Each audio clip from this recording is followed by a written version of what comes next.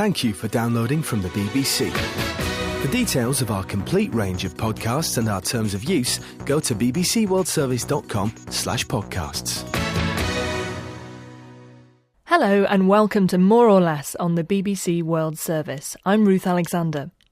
Baroness Margaret Thatcher, who's died following a stroke, was Britain's first female Prime Minister and one of the most influential political figures of the 20th century. She was a pioneer of free market economics, helping to spread the ideas around the world. But the Iron Lady was a divisive figure, with passionate supporters and critics. Both hold to strong beliefs about what she did. But what does the data tell us about the many claims made about Mrs Thatcher? And the mounted police are going in again. At a full gallop, right up the hill in the face of missiles. The miners' strike in 1984. The battle between Mrs Thatcher and the miners defined her premiership. To her supporters, she defeated the overpowerful unions. To her critics, she destroyed whole swathes of British industry, like mining and manufacturing. Well, a look at the numbers certainly confirms Baroness Thatcher's reputation as the ultimate union basher. In the 1970s, before she came to power, there were 128 million strike days in Britain. In the 1990s, after a 10-year dose of Thatcherism, there were just 6.5 million days lost to strikes, a huge decline. It's also true that the mining industry shrank dramatically in the 80s. But was Mrs Thatcher responsible? Professor Andrew Oswald, an economist at Warwick University in the UK, looks at employment trends over decades and internationally. At its peak, there were more than 1 million miners in Britain. This is before the Second World War. Now there are only a few thousand. That huge sweep down in the giant graph that economists use to draw mining employment was really nothing to do with Mrs Thatcher. She may have intensified the drop-off in mining employment, perhaps in the late 80s after the giant confrontations. But it's not sensible to blame Mrs Thatcher for the decline of the mining industry. This is a trend visible all over the Western world. Nor, Andrew Oswald says, does the data support the popular view that Thatcher killed off British manufacturing. The decline of manufacturing as a proportion of total employment in a country like Britain, that's a very long-standing, and Mrs Thatcher couldn't make much impact on that downward trend. She's viewed historically as the enemy of manufacturing industry, but I think most of that criticism is incorrect. These are very powerful historical trends. As we get richer and richer in Western countries, we live more by our wits than by our skill at producing physical items. Thatcher's also pictured as the great tax slasher, a portrait she partly painted herself. How often do you hear people say, "Look how much they've taken from my pay packet"? They don't work for the chance of the exchequer, they work for their families. So we've got to cut the tax on earnings and the tax on skill. Give our people incentives, and once again Britain will be back in the race. But what did the statistics show? Well, it's true that Thatcher cut direct taxes. When she came to power, the top rate of income tax was 83%.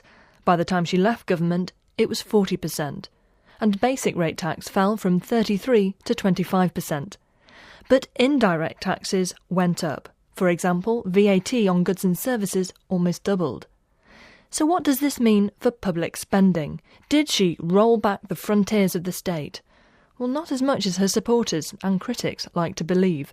Public spending actually went up in real terms under Thatcher. High unemployment meant she had to spend more on benefits. But as a proportion of the economy, public spending fell during her time in office, from 44% to 39%. The National Health Service is safe with us. During Thatcher's premiership, critics believed she had a secret plan to dismantle the National Health Service. That was her famous response. But the idea that she starved the NHS of money has stuck. Yet, contrary to popular belief, Thatcher more or less maintained the same steady rate of increase in state health spending as her predecessors. Here's economist Alyssa Goodman. I certainly look back on that era with the impression that there were a lot of cuts in health spending, but when you actually look at the figures, that isn't the case. Health spending grew both in real terms and slightly as a share of the economy. Education is slightly different. As a share of the economy, it did fall back slightly. But on the other hand, it was also a time of falling pupil numbers, and I think that partly offsets that slight trend. In the 1980s, pupil numbers went down from well above 13 million to well below 11 million.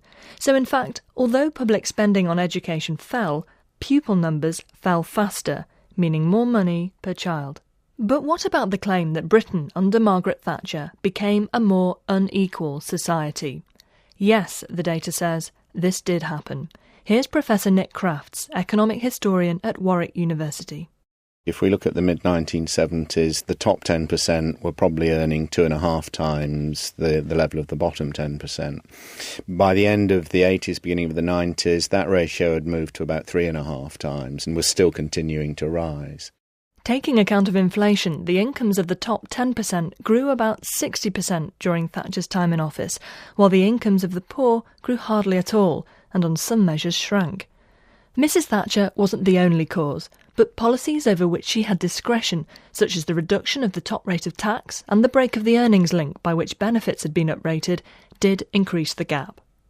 For her critics, that complaint goes hand in hand with another, that Mrs Thatcher was responsible for one of the worst periods of unemployment in modern British history.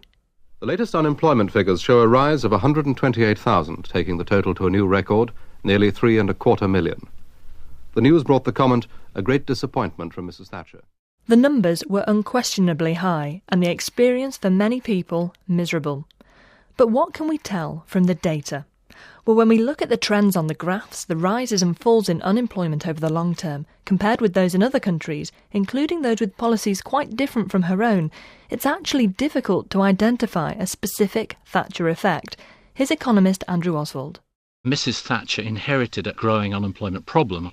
The 50 years from 1950 to the year 2000, unemployment in Great Britain is like a gently rising escalator with a lot of wiggles along the way, so there's a strong upward trend. What did happen in the year of 1979 was there was a very large rise in the price of oil, and that undoubtedly pushed up unemployment a lot over the ensuing, let's say, 2 or 3 years. That trend was visible all over the Western world. Her government was very strong on controlling inflation, and that probably added an upward twist to the unemployment. But most of the rise in joblessness, I think, can be traced back to what happened in the Middle East, not to Mrs T herself. And something else happened to UK unemployment later in the 1980s. It fell sharply, and far more quickly than elsewhere in Europe. And still to this day, employment in Britain is higher than in most European economies. And it was Mrs Thatcher's governments that imposed labour market flexibility, partly by the attack on the unions, which probably contributed. So does this mean that the net effect of Margaret Thatcher's time in office, and perhaps this is her supporters' boldest claim, is that she transformed a sick man of Europe into a dynamic enterprise economy? Well, the numbers show it is true that economic growth was decent and improved the UK's position in relation to its European rivals. So the list of dramatic things Margaret Thatcher is said to have done, for good or ill, is long.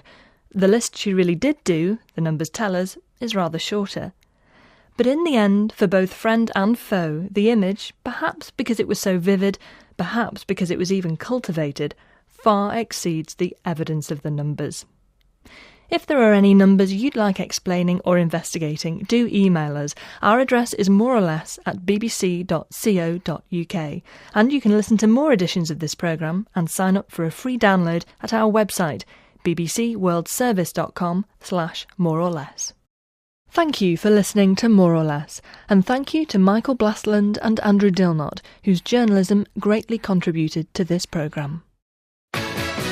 There are dozens of different podcasts now available from the BBC, including news, documentaries, science, business, arts and sport. For details of them all, go to bbcworldservice.com/podcasts.